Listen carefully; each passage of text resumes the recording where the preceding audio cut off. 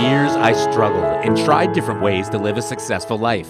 When I heard other authors speak of a personal power deep inside, I dedicated my life to its attainment. I figured if this personal power was real, then this must be the common element needed for true happiness. I soon found you don't just learn something, then your life changes. Instead, it is an ongoing process, and steady growth was the key to happiness. For years, I researched in psychology, psychoneuroimmunology, entrepreneurialism, spirituality, wellness, and success. I've found progress was about key understandings, known as critical success factors. These key factors are not always taught in school, and this is why many people continue to struggle. I found a person can work hard, do all the right things, and still never become a huge success without these key factors. I also found that anything was possible if we are willing to be proactive, dedicate ourselves to the skills needed, and seek out these common elements. At age 4, my parents divorced. My mother had unconditional love, but I had a series of stepfathers that would often drink and become violent. I experienced traumatic domestic disputes as a child. Due to what I saw and heard as a child, my mind was conditioned for failure and a feeling of hopelessness. This was not a good start at success. At age 6, my sister brought me to a Journey rock concert. This concert changed my life because it gave me a dream. I watched Steve Perry, the lead singer, group 50,000 strangers together through the power of music. As a child, I swelled with emotion as I watched this amazing rock concert. From then on, I was never the same. At this young age, before social conditioning, I figured if I can become successful in music, this would give me power over my environment. It was everything I lived for, and later as an adult on stage, I had ultimate power over my environment. At age 12, I was forced to move out. I had a friend whose family cared enough to give me a place to live throughout some of my teen years. My friend and I started a rock band, and we eventually started playing the bar scene in New Haven, Connecticut. As a teen, I was pretty resentful. I had negative thoughts and a negative internal dialogue. Regardless, I held on to my dream for a great touring rock band. As I grew older, the events from my childhood set me on a path of self-sabotage. Many people have hang-ups from their childhood conditioning but fail to ever recognize it. Due to my past, I had a pattern of holding myself back, especially within relationships. I would do and say things and my life would get destroyed before I ever knew what happened. Do you see the pattern here? This self-sabotage eventually revealed new secrets in personal development. It revealed we all have an internal success threshold. This is the point where all humans begin to sabotage if we perceive our life moving forward too fast. We live on a hugely abundant planet with opportunities for growth all around us. The only difference between you and someone you think is more successful as far as the psychology is concerned is where this threshold is placed. This threshold determines our motivation, which determines our actions, which determines our results. As a young adult, I was a founding member of an 80s pop rock band called Attraction. Attraction became my family, and the band started doing well. Attraction had interest from record labels and was close to signing a major record deal, but the music industry was about to change. The music industry rarely has anything to do with talent and more to do with the next gimmick and what can be sold. It is a business, just like anything else. Our genre went from Journey, Bon Jovi, and Van Halen to Nirvana, Soundgarden, and Pearl Jam. Seattle grunge music came and wiped out Attraction's style of music. Attraction went from the next big thing to musical has-beens seemingly overnight. This was difficult because success with music was my entire life's purpose. After Attraction broke apart, I had a tough romantic breakup. This breakup was due to my self-sabotage issues. If you were ever the one who pushed away the thing you loved, then you know how difficult this can be. It was at this lowest point I promised to figure out the answers. I remember driving through the small town I grew up in deep thought and emotional, feeling like I was missing something big. I just couldn't understand why things were happening the way they were. That very night, I looked back and suddenly realized something. I realized these self-sabotage patterns were at a very subconscious level. I realized it was the limiting beliefs I inherited as a child that was creating my reality now. That moment, I decided to change. This change came from a single choice, a choice to take responsibility and look introspective, rather than blaming others or the world around me. I chose to take complete control of my life regardless whose fault it was or what had happened in the past. I soon realized all change, comes from a simple choice. I began to use the pain to my advantage. I chose to adopt a new belief that said if I can get through this, it would make me stronger. When you come from hard beginnings, it can create a spirit deep inside bigger than any situation. When I was a child, my siblings moved away, so all I really had was myself, and I knew I could always withdraw in order to find answers. I started to understand the importance of empowering beliefs. If you believe more is possible for your life, this raises that success threshold. Also, your standards begin to raise, which creates anxiety. This is not the anxiety that is something to avoid. No, this was good anxiety. This anxiety turned to a deep yearning to close the gap between where I was and where I wanted to go. I began to see my hard beginnings as a blessing, and I began to interpret my world differently. I figured if it wasn't for my childhood, I would have never came across these understandings. I knew I had something special to share that could change people's lives. This was the start of a new search in personal development in human behavior, a search that led me to the understandings I now share with my audiences. Soon thereafter, I had another life experience which allowed me to see the world differently. On a cold winter's night in Connecticut, I lied to rest in my one-bedroom apartment near the outskirts of New Haven. I opened a book that was on my shelf, The Artist's Way by Julia Cameron. It was one of the first opening lines in that book that almost made me fall out of bed. As I read, there was a passage that stood out. It said, paraphrase, "We all have been made in the face of our Creator, and just as the Creator created the universe, we too are the creators of our own lives." That moment, I experienced a flash of higher awareness. I had a moment otherwise known by the Japanese culture as satori. A satori is often described by one of my favorite authors, Dr. Wayne Dyer, and is known as an instant awakening. This was the first time I ever heard anything like this. At the time, I believed in my dream with music, but before this, I thought life just happened, and the events in our lives were just the luck of the draw.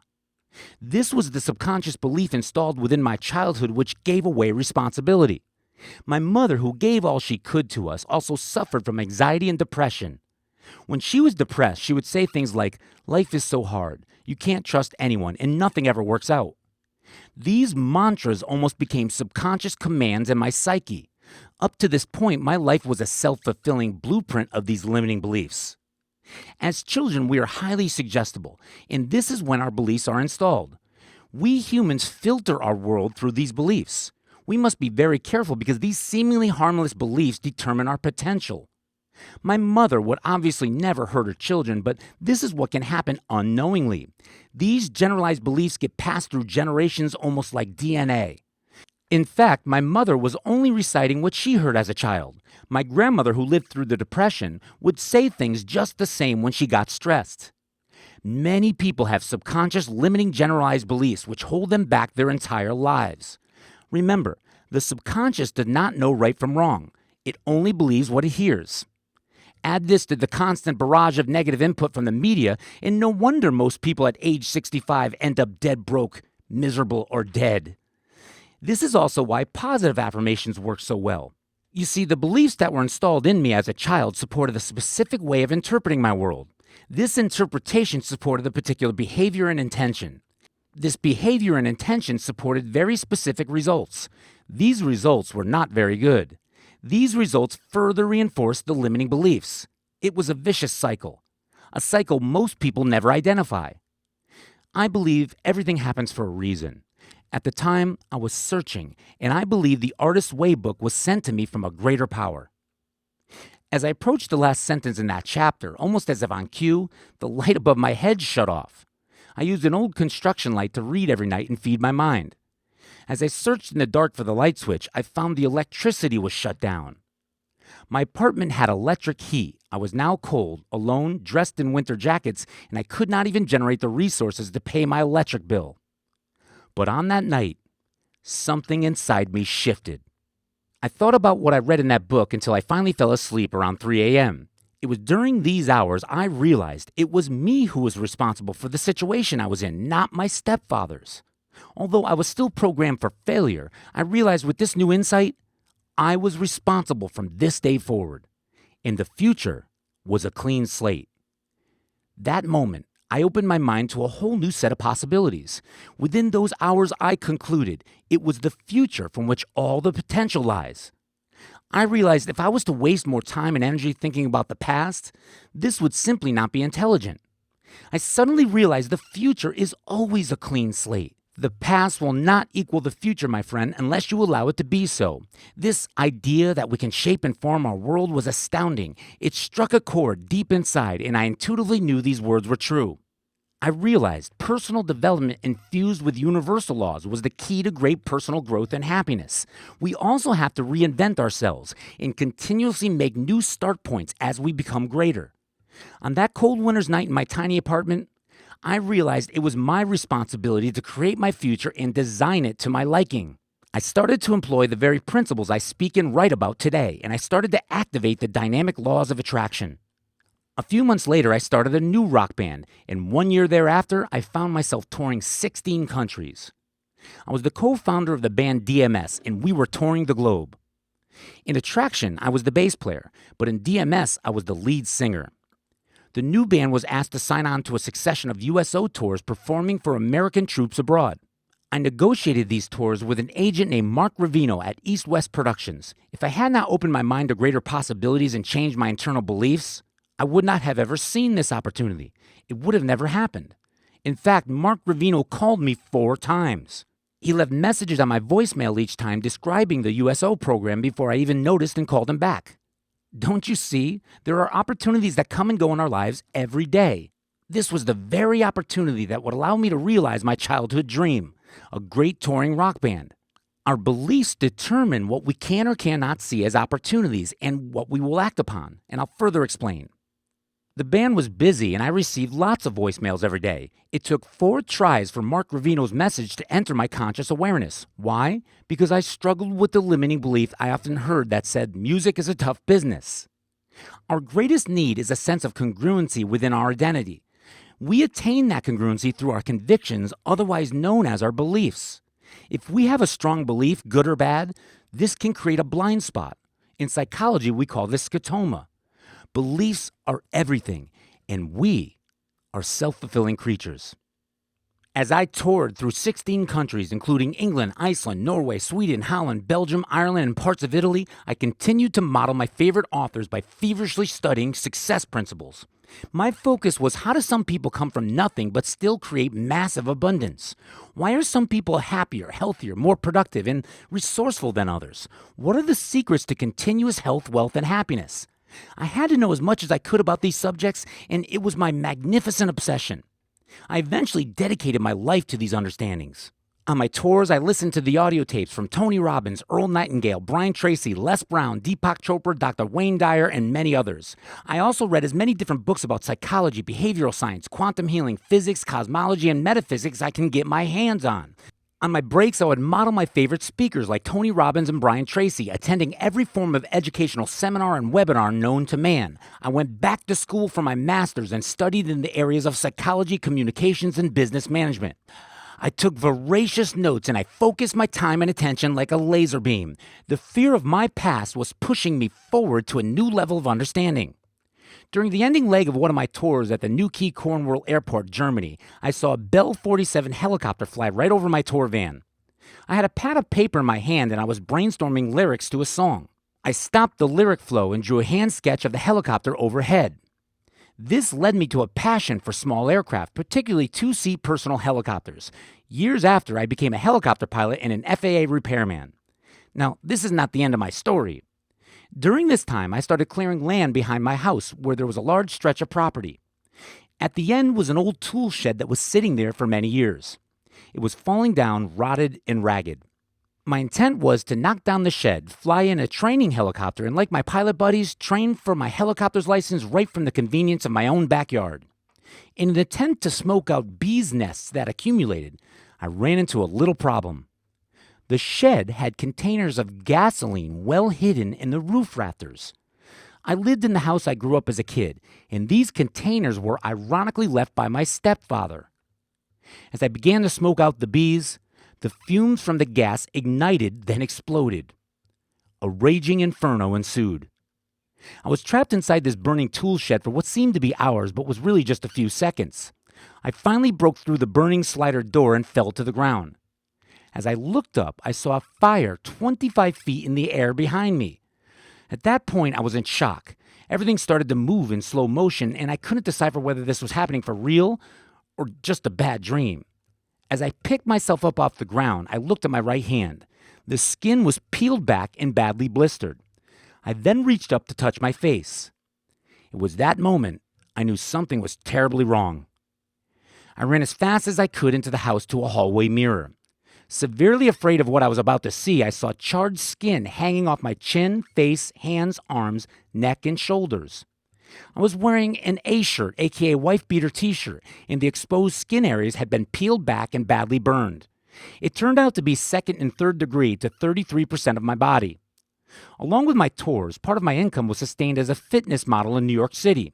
This included book covers and even a few romance novel covers. The fate of my scarring to my face and body was unknown.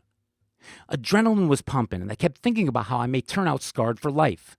I suddenly heard a man's voice coming from my front porch. I couldn't make out what he was saying, so I headed toward him. The sun was setting, and the man was fishing for catfish at a nearby reservoir. He heard the explosion and ran toward my house following the flames. As I walked closer, I heard with a Hispanic accent, "Sir, do you need help?" I yelled, "Yes, please." A dark-skinned Hispanic man came through my front door and immediately asked where the baño was. As I pointed to show him the bathroom, he instructed me to follow. He turned on the cold water from the tub spout and started soaking towels, squeezing them and placing them on my face, arms, hands, neck, shoulders, and chest. He knew exactly what to do. The pain was excruciating as the man stayed with me, taking care of my boiling skin. The scene began to move in slow motion again, just like a movie, and as they wheeled me out through my front lawn, a crowd of people gathered, standing there waiting. They all seemed to be just as in shock as I was. By this time, my face and body was swollen, peeled, and bright red. Wrapped in bandages, I must have looked like a character from a horror film. The crowd that gathered started clapping and shouting things like, "You're going to be all right, and take care of yourself." These were my neighbors and their friends who dealt with loud rock band rehearsals, helicopter crashes, and shed explosions. It was amazing. Just before they shut the doors to the ambulance, I looked up and there he was. There was the man who helped me. With the help of this man's caring, I would heal quicker with minimal scarring. As the doors shut to the ambulance, I asked for his name. With a soft tone, he said, "Angel." I could not believe this man's name was Angel. As I stated earlier, at this point, I read many books on self-development. I also went through almost every training program and seminar known to man. Many books and programs were by Deepak Chopra, Wayne Dyer, and at this point, I was using Tony Robbins' personal power program as gospel.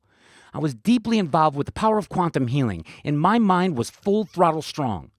I was taught to look for clues and serendipitous events because these events are to guide us down our path.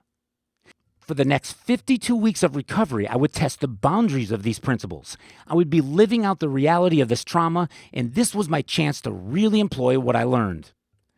I couldn't believe what happened. I finally created a good life.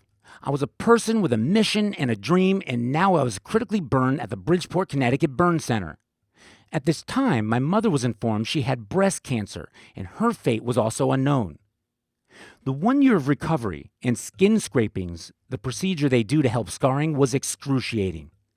I was big into bodybuilding, and the doctors told me my powerlifting was a big asset to my healing. Heavy weightlifting helps an individual get in tune with the mind-body connection. It helps the mind over matter principle, and it creates focus and promotes quantum healing. At the time, I was at the peak of my powerlifting capabilities. The doctor said I accustomed my body to release growth hormone and assimilate protein better than the average person. This ability to assimilate protein would help my body recover the damaged skin tissue quicker. The intense, heavy workouts I did weekly prior to the accident turned out to be very beneficial.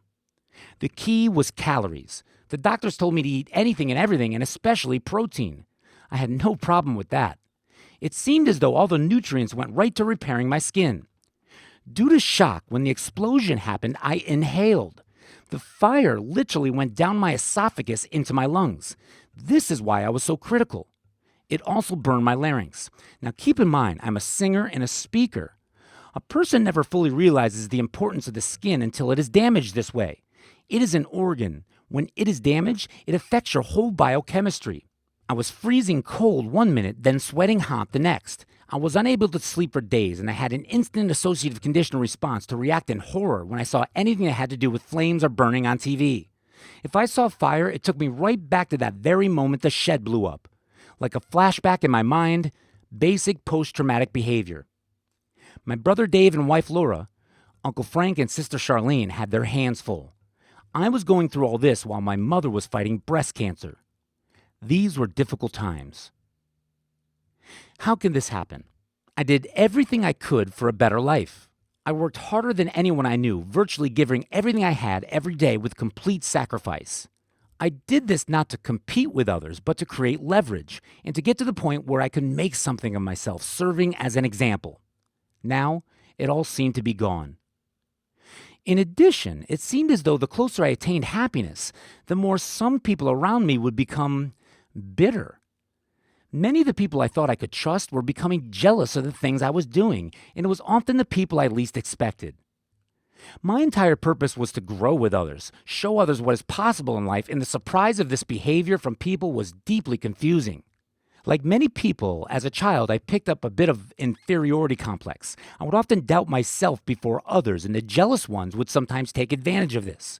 The fact that I was outgoing, confident, and kind served me, but sometimes it worked to my detriment. If there was a discrepancy, I always took the brunt by assuming I was the one who was wrong first, and I often failed to look at what was really going on.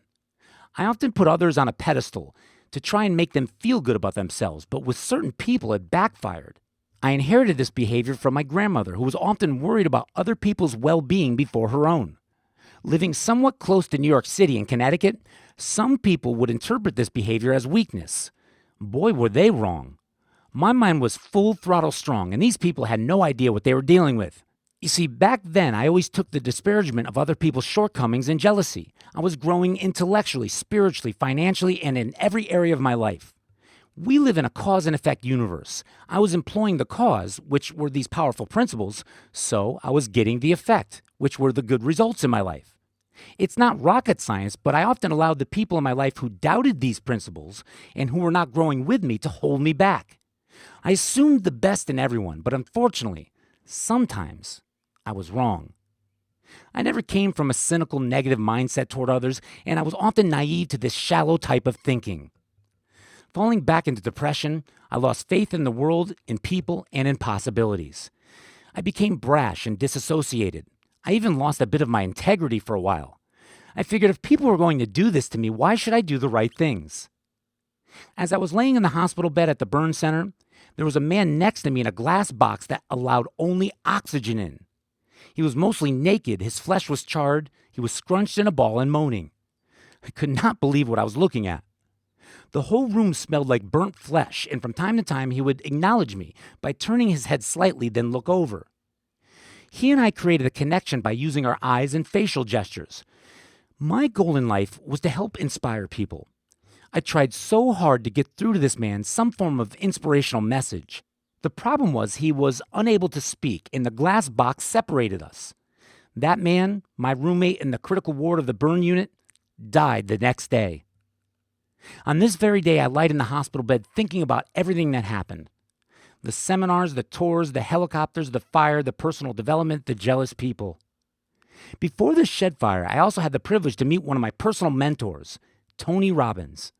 He and I are both helicopter pilot rock star wannabes. Just a few years prior, I ironically was a stage guest at one of his firewalk seminars.